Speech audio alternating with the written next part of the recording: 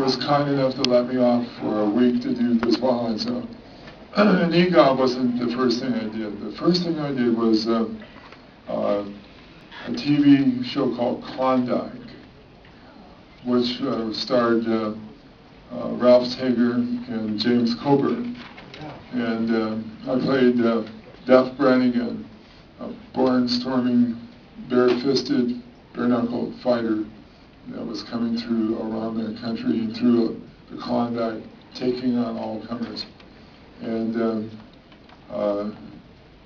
I did Thriller before EGOT and Twilight Zone and Laramie, and a TV pilot for a TV show called The Phantom, based on the comic strip character. So it was probably something like fifth or sixth thing I did. Thank goodness the guy let me off to do it, the producer of EGOT, because it turned out to be a classic episode. Yes. Yes. Yeah, so what was it like doing it? How did you get the job with the Monkeys? How did I get the job in the Monkeys? Well, the episode was called Teenage Monster. So I fit the monster part.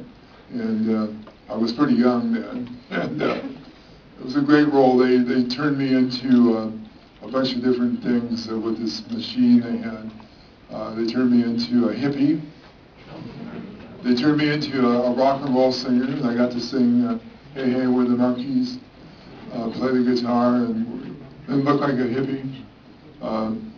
They turned me into a very overtly gay interior decorator. That was kind of fun too.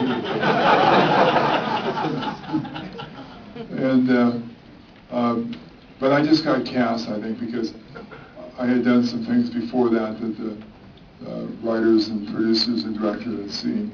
Actually, I had met Davy Jones prior to the Monkeys when he was doing The Artful Dodger and Oliver in Chicago. And he had come up to the piano bar at the Sheridan with a bunch of other people from shows and was sitting around the piano bar singing. And so we met. And my wife, who's 5'1", had a crush on him. And how she ended up with me is a big question. But during, we went to see the Monkeys in concert out in Ontario, California, and at intermission, I got Davey aside and said, my wife had a crush on you. Would you dedicate a song to her? And he said, what's her favorite song? I said, Daydream Believer. And so she was just blown away. In one of the big moments of her life, they have Davy Jones dedicate a song to her. Next, yes. Oh, go ahead. Is it Ted Cassidy that played Lurch? Yeah, Ted Cassidy played Lurch. Okay, because he was. I get confused with him.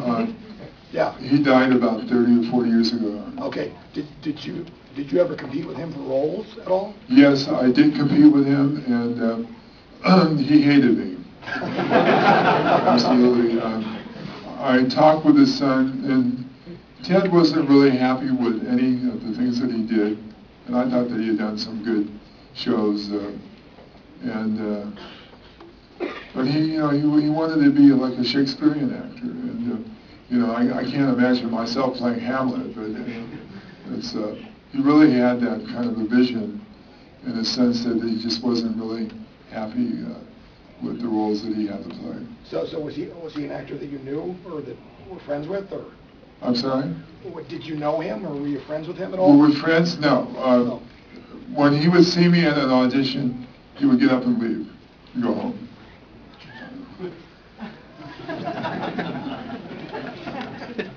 Yes. Tell us something about Happy Gilmore, how it was working on. Like watching one of your old films, just kind of 2 hours of getting ripped on, dedicated to it. Well, it's a compliment, and I've actually had, I probably hold the record for the most films done by Mystery Science Fiction Theater. The Human Duplicators, another one. The Phantom Planet. And I'll say this, the Phantom Planet was probably one of the worst films that I ever did. It was, I really ruined the film. The Solaroid creature that it looked like Pluto the dog. And he just wanted a girl. And so he's carrying the leading lady in his arms, and it was Pluto the dog here. You felt really you wanted to pat him on the head. It was ridiculous. And then the Human Duplicators, it's a pretty decent little science fiction movie. The special effects were horrible, but it had a pretty good story and it was well directed. But any kind of notoriety or criticism. I learned a lot from doing EGA. I learned a great deal about pantomime acting, about taking a movie that was supposed to be scary and making it into a comedy to make it work. Kind of worked for me with Jaws and James Bond later on. We'll only have 4 words to say in two movies. So you have to pantomime act a lot. And the only difference, one was a $27 million movie, one was a $27,000 movie. Yes, next. How was it, how did you manage to get cast for the Kolchak the Night Stalker episode of Bad Medicine?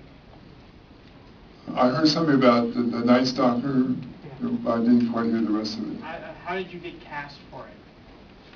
How did you manage to get to shoot that episode? How did I get? Well, you get to be known as an actor. I ran a lot of full-page trade ads when I did something that was worthwhile, something that was a good role, to bring that good role to the attention of the industry. And so, my dad's favorite motto was, the harder I work, the luckier I get. But he also taught me what Henry Ford believed in, and that was nothing ventured, nothing gained. And you sometimes have to invest in yourself, and I did. And they helped me get a lot of roles. I probably ran 15 full-page trade ads in my career. And that cost a lot of money, but it got me a lot of roles. Nothing ventured, nothing gained. And how was your relationship with Darren McGavin? My relationship, Darren and I got along really, really well. He's a really nice guy, and they were about to sign me as to be around when they wanted me to play a monster, and then the series didn't get picked up, so that was a little disappointing. But things happened for me anyway. But yes, next. Yes. You've had to have different makeup or prosthetics, so with the Jaws teeth. How comfortable were those, or what was your most uncomfortable makeup or prosthetic that you've Oh, okay. had? What was the most uncomfortable makeup or prosthetic? The Solaroid creature in the Phantom Planet.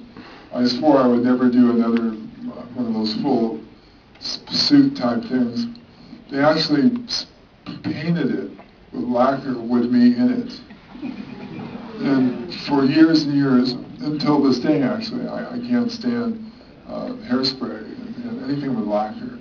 It just chokes me out. And as far as the Jaws teeth, they weren't painful at all. They were like a boxer's mouthpiece. They had like a slip rubber lining to keep from hurting your real teeth. However, they were made out of chromium steel, very heavy, and they went up in the roof of your mouth. And they were very gagging. And it was all I could do to keep from throwing up when they were in there. So they were only in for a minute or two at a time. And then we had a tooth lady with a Tupperware container with cotton in the bottom. And as soon as the director would say, cut, print, out came the teeth in Tupperware. And then she would rinse them with mouthwash, and they'd be ready for the next scene.